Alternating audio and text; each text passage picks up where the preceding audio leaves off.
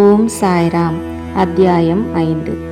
சாந்த் பாட்டீலின் கல்யாண கோஷ்டியுடன் பாபாவின் வருகை, வரவேற்கப்பட்டு சாயி என அழைக்கப்படுதல், மற்ற ஞானிகளுடன் தொடர்பு, அவருடைய உடையும் அன்றாட நிகழ்ச்சி நியதிகளும், பாதுகைகளின் கதை, முஹைதீனுடன் மல்யுத்த பயிற்சியும் வாழ்க்கையில் மாற்றமும், தண்ணீரால் விளக்கெரித்தல், போலி குரு ஜவஹர் அலி. சாந்த் பட்டேலின் கல்யாண கோஷ்டியுடன் பாபா திரும்புதல். சென்ற அத்தியாயத்தில் குறிப்பிட்டபடி இப்போது முதலில் சாய்பாபா காணாமற் போன பிறகு ஷீரடிக்கு எங்கனம் திரும்பி வந்தார் என்பதை விவரிக்கிறேன். நைஜாம் சமஸ்தானத்தைச் சேர்ந்த அவுரங்காபாத் ஜில்லாவில் உள்ள தூப்காவான் என்கின்ற கிராமத்தில் சாந்த் பாட்டீல் என்ற வசதியுள்ள முகமதிய பெருந்தகை ஒருவர் இருந்தார். அவர் அவுரங்காபாத்துக்கு போய்க் கொண்டிருக்கையில் ஒரு பெண் குதிரையை தொலைத்து விட்டார். 2 மாதங்கள் பிரயாசையுடன் தேடினார். ஆனாலும் காணாமல் போன குதிரையை பற்றி கொஞ்சமும் தகவல் தெரியவில்லை. ஏமாற்றத்துடன் குதிரை சேணத்தை தன் தோளில் போட்டுக்கொண்டு அவுரங்காபாத்திலிருந்து திரும்பிக் கொண்டிருந்தார். 4.5 காத தூரம் பிரயாணம் செய்த பின்னர் ஒரு மாமரத்தின் அருகில் வந்தார். அதன் அடியில் ஒரு பக்கிரி உட்கார்ந்திருந்தார். அவரது தலையில் ஒரு குல்லா இருந்தது. கப்னி என்னும் நீண்ட ஆடை தரித்திருந்தார். கமக்கட்டில் சட்கா என்னும் குட்டையான பருமனான ஒரு தடி வைத்திருந்தார். ஹூக்கா குடிப்பதற்கு தயார் செய்து கொண்டிருந்தார். சாந்த் பாட்டீல் அவ்வழியே போவதைக் கண்டு அவரை தன்னிடத்திற்கு கூப்பிட்டு புகைப்பிடிக்கவும் கொஞ்சம் ஓய்வெடுத்து கொள்ளவும் சொன்னார். அவ்விசித்திர மனிதர் அல்லது பக்கிரி குதிரை சேணத்தை பற்றி வினவினார். சாந்த் பாட்டீல் தனது தொலைந்து போன குதிரையின் மீதிருந்த சேணம் அது என்று கூறினார். அதற்கு அவர் அவரிடம் அருகாமையில் உள்ள சோலை ஒன்றில் தேடும்படி கேட்டுக்கொண்டார். அவர் அங்கே சென்றார். ஆச்சரியத்திலும் ஆச்சரியம். அவர் தன்னுடைய குதிரையை கண்டுபிடித்து விட்டார். அந்த பக்கிரி ஒரு சாதாரண மனிதர் அல்ல, ஆனால் ஓர் அவலியா, பெரும் ஞானி என்று எண்ணினார். குதிரையுடன் பக்கிரியிடம் திரும்பி வந்தார். ஹூக்கா குடிப்பதற்கு தயாராகியது. ஆனாலும் 2 பொருட்கள் தேவைப்பட்டன. குழாயை பற்ற வைப்பதற்கு நெருப்பு, சாபி, புகை இழுக்க பயன்படும் ஒரு துண்டு துணியை நனைப்பதற்கு தண்ணீர். பக்கிரி தனது கத்தியை எடுத்து அதை வலிய நிலத்தில் நுழைத்தார். அதிலிருந்து எரியும் ஒரு நிலக்கரி நெருப்பு துண்டம் வந்தது. அதை அவர் குழாய் வழி இட்டார். பிறகு தமது சட்காவை தரையில் அடித்தார். அவ்விடத்திலிருந்து நீர் கசிய தொடங்கியது. சாபி நனைக்கப்பட்டு பிறகு பிழியப்பட்டு குழாயில் சுற்றப்பட்டது. இங்கனம் எல்லாம் முடிந்த பின்னர் பக்கிரி ஹூக்கா குடித்துவிட்டு சாந்த் பாட்டீலுக்கு புகைக்க கொடுத்தார். இவற்றையெல்லாம் கண்ணுற்ற சாந்த் பாட்டீல் வியப்புற்றார். பின்பு அவர் அவரை தன் வீட்டிற்கு அழைத்து தனது விருந்தோம்பலை ஏற்றுக்கொள்ளும்படி சொன்னார். மறுநாள் அவர் பாட்டீல் வீட்டிற்கு சென்று சில நாள் தங்கியிருந்தார். பாட்டீல் தூப்காவான் கிராமத்தின் அதிகாரி. அவருடைய மனைவியின் சகோதரது புதல்வன் கல்யாணம் செய்யப்படவிருந்தான். ஷீரடியிலிருந்து மணப்பெண் தேர்ந்தெடுக்கப்பட்டிருந்தார். எனவே ஷீரடிக்கு புறப்படுவதற்கு பாட்டீல் ஆயத்தங்கள் செய்ய துவங்கினார். பக்கிரியும் கல்யாண கோஷ்டியுடன் கூட வந்தார். கல்யாணமும் எவ்வித சிரமமும் இன்றி முடிவடைந்து கோஷ்டியும் தூப்காவானிற்கு திரும்பியது. ஆனால் பக்கிரி மாத்திரம் ஷீரடியிலேயே இருந்தார். பின்னர் அங்கேயே நிரந்தரமாக தங்கினார். சாயி என்னும் பெயரை பக்கிரி எப்படி அடைந்தார்? கல்யாண கோஷ்டி ஷீரடியை அடைந்ததும் கண்டோபா கோவிலுக்கு அருகிலுள்ள ஓர் ஆலமரத்தடியில் வந்து தங்கினார். கண்டோபா கோவிலின் பரந்த வெளியில் வண்டிகள் அவிழ்த்து விடப்பட்டன. கோஷ்டியில் உள்ளவர்கள் எல்லாம் ஒவ்வொருவராக இறங்கினர். பக்கிரியும் கீழே இறங்கினார். இளம் பக்கிரி இறங்கிக் கொண்டிருப்பதை பகத் மஹல்சாபதி கண்ணுற்றார். உடனே யா சாயி, சாயி வர வேண்டும் என்று கூவினார். அதிலிருந்து மற்றவர்களும் அவரை சாயி என்று அழைத்தார்கள். அதிலிருந்து அவர் சாயிபாபா என்னும் பெயரால் அறியப்பட்டார். மற்ற ஞானிகளுடன் தொடர்பு. சாயிபாபா மசூதியில் தங்கத் துவங்கினார். தேவிதாஸ் என்ற ஒரு ஞானி பாபா வருவதற்கு பல ஆண்டுகளுக்கு முன்பே ஷீரடியில் தங்கியிருந்தார். பாபா அவர்தம் நட்பை விரும்பினார். அவருடன் மாருதி கோவிலிலும் சாவடியிலும் தங்கியிருந்தார். சில சமயங்களில் தனியாகவும் இருந்தார். பிறகு ஜானகிதாஸ் என்ற மற்றொரு ஞானியும் வந்தார். பாபா அவருடன் பேசிக் கொண்டிருப்பதிலேயே பெரும்பாலான நேரத்தை கழித்தார். அன்று ஜானகிதாஸ் பாபா தங்கியிருந்த இடத்திற்கு செல்வார். அங்கனமே புன்தாம்பே நின்று இல்லறத்தில் இருந்த வைசிய ஞானியான கங்காகீர் எப்போதும் ஷீரடிக்கு வந்தார். சாய்பாபா தன் இரு கைகளாலும் தண்ணீர் குடத்தை தோட்டத்திற்கு நீர் பாய்ச்சுவதற்காக எடுத்துச் சென்றபோது முதலாக அவரை கண்ட கங்காகீர் ஆச்சரியப்பட்டு வியந்து கூறியதாவது: ஷீரடி ஆசிர்வதிக்கப்பட்டது. அது விலை மதிக்க முடியாத வைரத்தை பெற்றிருக்கிறது. இம்மனிதர் இன்று தண்ணீர் சுமந்து கொண்டிருக்கிறார். ஆனாலும் அவர் சாதாரண மனிதர் அல்ல. இந்நிலம் ஷீரடி அதிர்ஷ்டமும் புண்ணியமும் உடையதாதலின் அஃது ஒரு வைரத்தை பெற்றது. அங்கனமே ஏவலா மடத்தைச் சேர்ந்த ஆனந்த்நாத் என்பவர் புகழ்பெற்ற ஞானியும் அக்கல்கோட் மகாராஜின் சீடரும் ஆவார். அவர் ஷீரடி மக்கள் சிலருடன் ஷீரடிக்கு வந்திருந்தார். அவர் சாய்பாபாவை தன் முன் கண்டபோது வெளிப்படையாக பின்வருமாறு கூறினார்: இது உண்மையில் விலை மதிக்க முடியாத ரத்தினமாகும். அவர் ஒரு சாதாரண மனிதர் போல் தோன்றினாலும் அவர் ஒரு சாதாரண கல் அல்ல, ஒரு வைரக்கல். கூடிய விரைவில் நீங்கள் இதை உணர்வீர்கள். இதை கூறிய பின்னர் அவர் ஏவலாவுக்கு திரும்பிவிட்டார். இது சாய்பாபா இளைஞனாய் இருக்கும்போது சொல்லப்பட்டது. பாபாவின் உடையும் அன்றாட நிகழ்ச்சி நியதியும். சாய்பாபா இளம் பருவத்தில் தமது தலையில் முடி வளர்த்தார். தலைமுடியை ஒழுங்குபடுத்துவதே இல்லை. விளையாட்டு வீரனை போன்று அவர் உடை அணிந்தார்.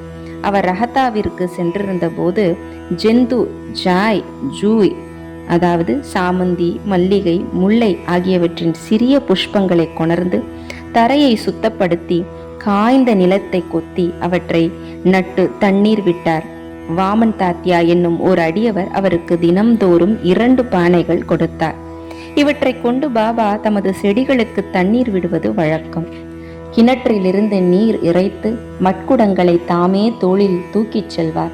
மாலை நேரங்களில் மண்பானைகள் வேப்ப மரத்தடியில் வைக்கப்பட்டிருக்கும். அவை வெறும் பச்சை மண்ணால் செய்யப்பட்டு சுடப்படாத காரணத்தால் அங்கனம் வைக்கப்பட்ட உடனேயே உடைந்துவிடும். அடுத்த நாள் தாத்யா வேறு 2 புதுப்பானைகள் கொடுப்பார். இந்நிகழ்ச்சி 3 ஆண்டுகள் நடந்தது. சாய்பாபாவின் கடின பயிற்சி, உழைப்பு ஆகியவற்றினால் ஒரு பூந்தோட்டம் வளர்ந்தது. இந்த நிலத்தில் தற்போது பாபாவின் சமாதி மந்திர் என்னும் ஓர் பெரிய மாளிகை இருக்கிறது. இது தற்போது பல பக்தர்களால் அடிக்கடி விஜயம் செய்யப்பட்டு வணங்கப்பட்டு வருகிறது. வேப்ப மரத்தடியில் உள்ள பாதுகைகளின் கதை. பாயி கிருஷ்ணாஜி அலிபாகர் என்பவர் அக்கல்கோட் மகாராஜின் அடியவர். அக்கல்கோட் மகாராஜின் உருவப்படத்தை வழிபட்டார். அவர் ஒரு முறை அக்கல்கோட்டிற்கு சென்று மகாராஜின் பாதுகைகளை தரிசனம் செய்து கொண்டு தன்னுடைய நேர்மையான வழிபாட்டை செலுத்தி வர நினைத்தார். அவர் அங்கு செல்வதற்கு முன் கனவில் ஒரு காட்சியை கண்டார். அக்காட்சியில் அக்கல்கோட் மகாராஜ் தோன்றி அவரிடம், இப்போது ஷீரடியே எனது இருப்பிடம், அங்கு சென்று உனது வழிபாட்டை செலுத்து என்றார். எனவே பாயி தனது திட்டத்தை மாற்றிக்கொண்டு ஷீரடிக்கு வந்து பாபாவை வழிபட்டு 6 மாதங்கள் அங்கு தங்கி மகிழ்ச்சியடைந்தார். அவருடைய காட்சி முதலியவற்றின் ஞாபகார்த்தமாக அவர் பாதுகைகளை தயாரித்து அதை சக வருடம் 1834 ஆவணி மாதத்தில் பௌர்ணமி தினத்தன்று தாத்தா கேல்கர் உபாசினி முதலியார் நடத்திய உரிய சடங்கு சம்பிரதாயங்களுடன் வேப்ப மரத்தடியில் பிரதிஷ்டை செய்தார். அதன் வழிபாட்டுக்கு ஒரு அந்தனர் நியமிக்கப்பட்டார். அதனுடைய நிர்வாகம் சகுன் மேரு நாயக் என்ற அடியவரிடம் ஒப்புவிக்கப்பட்டது. இக்கதையின் முழு விவரம். தானேவைச் சேர்ந்த திரு BV தேவ் என்னும் ஓய்வு பெற்ற மம்லதார் சாய்பாபாவின் ஒரு பெரிய பக்தர். இவர் இந்த விஷயத்தை பற்றி சகுன்மேரு நாயக், கோவிந்த் கமலாக்கர் தீக்ஷித் இவர்களிடமிருந்து விசாரித்து பாதுகைகளை கொண்ட ஒரு கட்டுரையை சாய்லீலா சஞ்சைகளில் பதிப்பித்துள்ளார். அது கீழ்கண்டவாறு: சக வருடம் 1834 பம்பாயைச் சேர்ந்த டாக்டர் ராம் ராவ் கோத்தாரி ஒரு முறை ஷீரடிக்கு பாபாவின் தரிசனத்திற்கு வந்தார். அவரது கம்பவுண்டரும் அவரது நண்பர் பாயி கிருஷ்ணாஜி அலிபாகரும் அவருடன் வந்தார்கள். கம்பவுண்டரும் பாயியும் சகுன்மேரு நாயக்குடனும் கோவிந்த் கமலாக்கர் தீக்ஷித்துடனும் நெருங்கிய நண்பர்களானார்கள். சில விஷயங்களை பற்றி இவர்கள் பேசிக் கொண்டிருக்கையில் ஷீரடிக்கு சாய்பாபா முதல் விஜயம் செய்தது. புனித வேப்ப மரத்தடியில் அமர்ந்திருந்தது. இவ்வுண்மைகளின் ஞாபகார்த்தம் ஒன்று இருக்க வேண்டும் என்று நினைத்தார்கள். பாபாவின் பாதுகைகளை பிரதிஷ்டை செய்வதற்கு எண்ணி அவற்றை சாதாரண கல்லில் செய்வதற்கு இருந்தனர். அப்போது பாயின் நண்பரான கம்பவுண்டர் தனது எஜமானரான டாக்டர் ராமாராவ் கோத்தாரியிடம் இதை தெரிவித்ததால் அருமையான பாதுகைகளை அவர் வடிவமைப்பார் என்று யோசனை கூறினார். அனைவரும் இந்த யோசனையை விரும்பினர். டாக்டர் கோத்தாரியிடம் இதை பற்றி தெரிவித்தனர். அவரும் ஷீரடிக்கு வந்து பாதுகைகளின் திட்டத்தை வரைந்தார். கண்டோபா கோவிலில் உள்ள உபாசினி மகாராஜிடம் அவர் சென்று தனது திட்டத்தை காண்பித்தார். உபாசனி அதில் பல முன்னேற்ற திருத்தங்கள் செய்து தாமரை புஷ்பங்கள், சங்கு, சக்கரம், மனிதன் முதலியவற்றை வரைந்து வேப்ப மரத்தின் உயர்வை பற்றியும் பாபாவின் யோக சக்தியை பற்றியும் உள்ள பின்வரும் ஸ்லோகத்தை அதில் பொறிக்கலாம் என்று யோசனை கூறினார். அந்த ஸ்லோகம் பின்வருமாறு: சதா நிம்ப விருக்ஷஸ்ய மூலாதிவாசாத் சுதாஸ்திராவினம் திக்தமப்ரியம் தம் தரும் கல்ப விருக்ஷாதிகம் சாதயந்தம் நமாமீஸ்வரம் சத்குரும் சாயிநாதம். இச்லோகத்தின் விளக்கம்: நான் சாய்நாத் பிரபுவை வணங்குகிறேன். வேப்பமரம் கசப்பாகவும் இனிமையற்றதாகவும் இருப்பினும் அவரது நிரந்தர இருக்கையினால் அமிர்தத்தை கசிகிறது. கல்ப விருட்சத்தை விட சிறந்தது. அம்மரத்தின் கசிவு அமிர்தம் என்று அதன் குணப்படுத்தும் தன்மையால் அழைக்கப்படுகிறது. உபாசினியின் யோசனைகள் ஏற்றுக்கொள்ளப்பட்டு நிறைவேற்றப்பட்டன. பாதுகைகள் பம்பாயில் செய்யப்பட்டு ஷீரடிக்கு கம்பவுண்டர் மூலம் அனுப்பப்பட்டன. பாபா அவற்றை ஆவணி மாத பௌர்ணமி தினத்தன்று பிரதிஷ்டை செய்ய வேண்டும் என்று சொன்னார். அத்தினத்தன்று காலை 11 மணிக்கு பாதுகைகள் கண்டோபா கோவிலில் இருந்து துவாரகமாயிக்கு ஜி.கே. தீக்ஷித் ஊர்வலமாக தனது தலையில் எடுத்து வந்தார். பாபா அப்பாதுகைகளை தொட்டு இவைகள் பிரபுவின் பாதங்கள் என்றும் அவற்றை வேப்பமரத்தடியில் பிரதிஷ்டை செய்ய வேண்டும் என்றும் கூறினார். அதற்கு முதல் நாள் பஸ்தா சேட் என்ற பம்பாய் சேர்ந்த பார்சி பக்தர் ரூபாய் 25 மணி ஆர்டர் செய்திருந்தார். பாபா இத்தொகையை பிரதிஷ்டை செய்ய கொடுத்து விட்டார். பிரதிஷ்டையின் மொத்த செலவு ரூபாய் 100 ஆகியது. அதில் ரூபாய் 75 நன்கொடைகளினால் சேர்க்கப்பட்டு முதல் 5 ஆண்டுகள் ஜி.கே. தீக்ஷித் அவர்களால் பாதுகைகள் வழிபாடு செய்யப்பட்டது. பின்னர் இவ்வழிபாட்டு ஜக்கடியை சேர்ந்த லக்ஷ்மண் காக்கேஸ்வரால் செய்யப்பட்டது. முதல் 5 ஆண்டுகளில் டாக்டர் கோதாரி விளக்கேற்றுவதற்காக மாதம் ரூபாய் 2 அனுப்பி வைத்தார். பாதுகைகளை சுற்றி போட வேலியும் அனுப்பினார். ஸ்டேஷனில் இருந்து அவ்வேலியை ஷீரடிக்கு கொண்டு வரும் செலவும் கூரையும் சகுன்மேரு நாயக்கினால் கொடுக்கப்பட்டது. தற்போது ஜாக்கடி வழிபாட்டை செய்கிறார். சகுன்மேரு நாயக் நெய்வேத்தியம், மாலை விளக்கேற்றுதல் முதலியவைகளை செய்கிறார். பாயி கிருஷ்ணாஜி என்பவர் முதலில் அக்கல்கோட் மகாராஜின் அடியவராவார். சக வருடம் 1834 பாதுகைகள் பிரதிஷ்டை செய்யப்படும் சமயத்தில் அக்கல்கோட் போகும் வழியில் ஷீரடிக்கு வந்தார். பாபாவின் தரிசனம் ஆன பிறகு அக்கல்கோட்டுக்கு போக விரும்பி பாபாவின் அனுமதியை இதற்காக வேண்டினார். பாபா அவரிடம், அக்கல்கோட்டில் என்ன இருக்கிறது? நீ ஏன் அங்கு போக வேண்டும்? அக்கல்கோட் மகாராஜ் இங்கேயே இருக்கிறார் என்றார். இதை கேட்டு பாயி அக்கல்கோட் செல்லவில்லை. பாதுகைகளின் பிரதிஷ்டைக்கு பின் ஷீரடிக்கு அடிக்கடி வந்தார். ஹேமத் பந்திற்கு இவ்விவரங்கள் தெரியாதென்று வி.வி. தேவ் முடிக்கிறார். அவர் அங்கனம் அறிந்திருப்பாராயின் அதை தன்னுடைய சச்சரிதத்தில் சேர்க்க தவறியிருக்க மாட்டார். மொஹிதீன் தம்போலியுடன் மல்யுத்த பயிற்சியும் வாழ்க்கையில் மாற்றமும். பாபாவின் மற்ற கதைகளுக்கு திரும்புவோம். ஷீரடியில் மொஹிதீன் தம்போலி என்ற பெயருடைய ஒரு மல்யுத்த சண்டைக்காரன் இருந்தான். பாபாவுக்கும் அவனுக்கும் சில விஷயங்களில் உடன்பாடு ஏற்படவில்லை. இருவரும் மல்யுத்தம் செய்ய தொடங்கினார்கள். இதில் பாபா தோற்கடிக்கப்பட்டார். அதிலிருந்து பாபா தம்முடைய உடையையும் வாழ்க்கை முறையையும் மாற்றி அமைத்துக் கொண்டார். மேலாடையாக கப்னி அணிந்தார். லங்கோடு இடுப்பு பட்டை அணிந்து தன் தலையை ஒரு துண்டு துணியால் மூடினார். தம்முடைய ஆசனத்திற்கு ஒரு சாக்கு துணியையும் படுக்கைக்கு ஒரு சாக்கு துணியையுமே உபயோகித்தார். கிழிந்த கசங்கிய கந்தல் உடைகளை அணிவதிலேயே திருப்தி அடைந்தார். அவர் எப்போதும் ஏழ்மை அரசுடைமையை விட நன்று, இறைமையை விட மிக மிக நன்று, கடவுள் ஏழைகளின் நிரந்தர நண்பராவார் என்று கூறியிருந்தார். கங்காகீரும் மல்யுத்தம் செய்வதில் மிக்க விருப்பம் உள்ளவர். அவர் ஒரு முறை மல்யுத்தம் செய்யும் போது ஓர் ஆசையற்ற உணர்ச்சி அவருக்கு ஏற்பட்டது. அப்போது ஓர் குரல் அவரிடம் அவரது உடைமையை துறந்து கடவுளுடன் நிரந்தரமாக ஈடுபடும்படி கூறுவது கேட்டது. எனவே அவரும் சம்சாரத்தை துறந்து கடவுளை நோக்கி திரும்பினார். புன்தாம்பேக்கு அருகிலுள்ள ஒரு ஆற்றின் கரையில் ஒரு மடத்தை ஸ்தாபித்தார். சாய்பாபா மக்களுடன் கலந்து பேசுவதில்லை.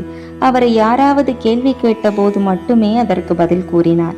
பகற்பொழுதில் எப்போதும் வேப்பமரத்தடியிலே உட்கார்ந்திருந்தார்.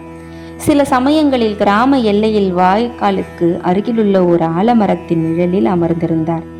மாலை நேரங்களில் அவர் குறிக்கோளின்றி நடப்பதும் வழக்கம். சில நேரங்களில் நீம்காவான் போவார். அங்கு திரியம்பக் டேங்கிலேயின் வீட்டிற்கு போவார். பாபா அவரை விரும்பினார். அவரின் தம்பியான நானா சாஹேபுக்கு இரண்டாவது திருமணம் செய்தும் குழந்தைகள் ஏதும் இல்லை. பாபா சாஹேப் நானா சாஹேபை பாபாவின் தரிசனத்திற்காக அனுப்பினார். சில காலத்திற்கு பிறகு பாபாவின் அருளால் நானா சாஹிப் ஒரு புதல்வனை பெற்றார். அதிலிருந்து சாய்பாபாவை பார்க்க மக்கள் கூட்டமாக திரண்டு வந்தனர். அவருடைய புகழ் பரவி அகமத் நகரை எட்டியது. அதிலிருந்து நானா சாஹிப் சாந்தோர்கரும் கேசவ சிதம்பரம் மற்றும் பலரும் ஷீரடிக்கு வரத் தொடங்கினர். பாபா பகற்பொழுதில் தமது அடியவர்களால் சூழப்பட்டிருந்தார். இரவில் உதிர்ந்து கொட்டும் ஒரு பழைய மசூதியில் படுத்தார். பாபாவிடம் இந்த நேரத்தில் ஹூக்கா, புகையிலை, ஒரு டம்ளர், நீண்ட கஃப்னி, தலையை சுற்றி ஒரு துண்டு துணி, ஒரு சட்கா முதலிய சிறு சிறு உடைமைகள் இருந்தன. இவைகள் எல்லாம் பாபா எப்போதுமே வைத்திருந்தார். தலையில் உள்ள அச்சிறு துணி நன்கு முறுக்கப்பட்டு முடியை போல இடது காதிலிருந்து முதுகில் தொங்கியது. இது பல வாரங்களாக துவைக்கப்படாதது. அவர் எவ்வித பூட்ஸோ காலனியோ அணியவில்லை. நாட்களில் பெரும் பகுதிக்கு ஓர் சாக்கு துணியையே அவர் ஆசனமாகும். ஒரு கௌபீனத்தை அவர் அணிந்திருந்தார். குளிரை விரட்ட எப்போதும் துணியின் முன்னால் இடது கையை மரக்கட்டையை பிடியின் மீது வைத்தவாறு தெற்கு நோக்கி அமர்ந்திருந்தார். அந்த துணியில் அகங்காரம், ஆசைகள், எல்லாவித எண்ணங்கள் ஆகியவற்றை காணிக்கையாக போட்டார். எப்போதும் அல்லாஹ் மாலிக், கடவுளே ஒரே உரிமையாளர் என்று கூறினார். எல்லா பக்தர்களும் வந்து அவரை தரிசித்ததும் அவர் அமர்ந்திருந்ததுமான மசூதியானது 2 அறைகளின் அளவே இருக்கும்.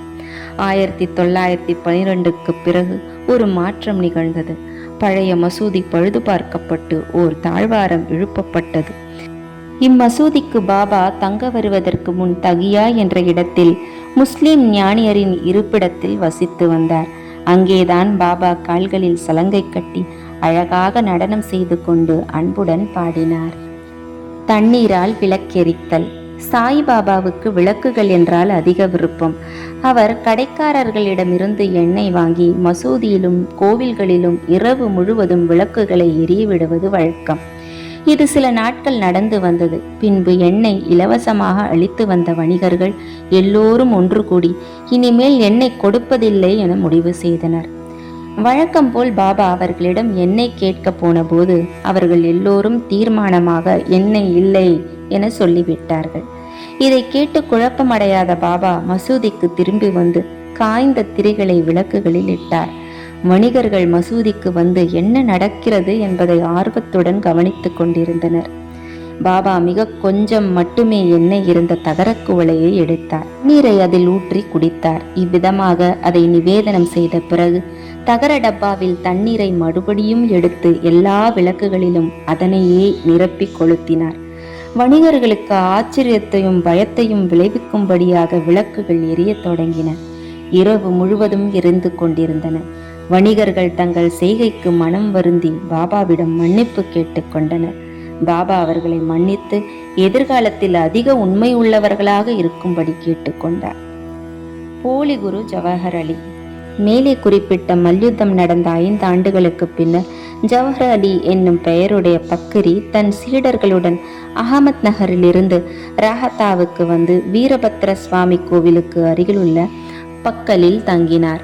இப்பக்கிரி படித்தவர், குரான் முழுவதையும் ஒப்பிக்கும் ஆற்றலுடையவர், இனிமையான நா உடையவர். கிராமத்தை சேர்ந்த பல மதப்பற்றும் பக்தியும் உடைய மக்கள் அவரிடம் வந்து மரியாதை செய்ய தொடங்கினார்கள்.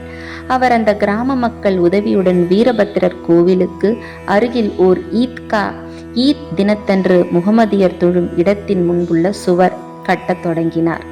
இவ்விஷயத்தை பற்றி சில சர்ச்சைகள் உண்டானதால் ஜவஹர் அலி ராஹத்தாவை விட்டு புறப்பட வேண்டியதாயிற்று. பிறகு அவர் ஷீரடிக்கு வந்து பாபாவுடன் மசூதியில் தங்கினார். அவருடைய இனிமையான வாக்குகளால் மக்களை கவர்ந்தார். பாபாவை தன்னுடைய சீடர் என்று கூறத் தொடங்கினார். பாபாவும் அதை மறுக்கவில்லை. அவரின் சீடராக இருக்க சம்மதித்தார். குரு, சீடர் இருவரும் ராகத்தாவுக்கு திரும்பி அங்கு வசிக்க முடிவு செய்தனர். குரு சீடரின் மதிப்பை அறிந்திருக்கவே இல்லை. ஆனால் சீடர் குருவின் குற்றங்களை உணர்ந்திருந்தார். எனினும் அவரை மதிக்காமல் இருந்ததில்லை. பாபா தமது கடமைகளை கவனத்துடன் ஆற்றிக்கொண்டு வந்தார். தமது குருவிற்கு பல்வேறு விதங்களில் பணிபுரிந்தும் வந்தார். ஷீரடிக்கு அவர்கள் அடிக்கடி வருவது வழக்கம்.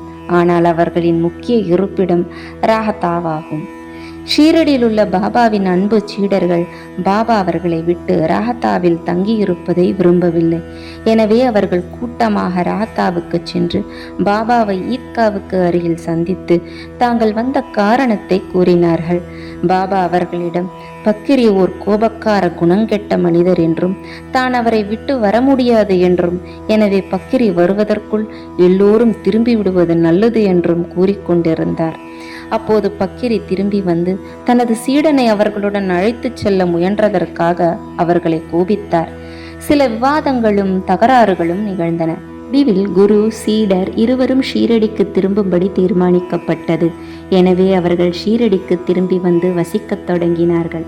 சில நாட்களுக்கு பிறகு குரு தேவிதாசரால் சோதிக்கப்பட்டு முழுமைக்கு தேவையுள்ளவர் என கண்டுபிடிக்கப்பட்டார்.